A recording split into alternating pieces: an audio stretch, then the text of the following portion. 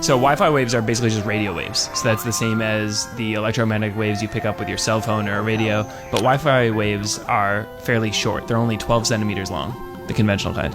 Compare that to AM radio waves, which are hundreds of meters long. The signal gets a lot weaker as it gets further from the router, and generally it can't really go more than 150 feet from a single router. They actually get absorbed and blocked by walls and metal surfaces, and so the way you position your Wi-Fi router makes a huge difference in how strong the signal is throughout your house.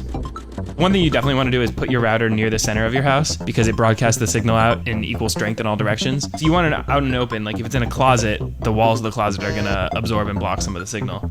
A good way to think about it is just use line of sight. From whatever position you can see the furthest in your house and you can see the most number of different rooms, that's probably a good place to put your router.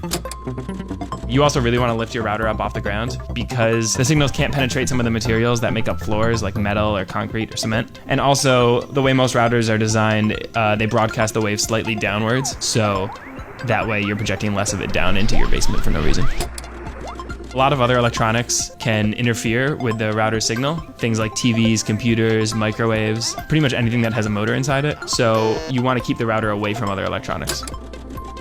Most routers have 2 antennas on them, and ideally you could position one of them vertically and one horizontally. Devices work best when their internal antenna is parallel with the routers, and so most antennas inside laptops are horizontal, but if you're using a mobile device or a tablet, it totally depends on how you're holding it. So that way, if you have one horizontal and one vertical, you have the highest chance of having a parallel match with antennas.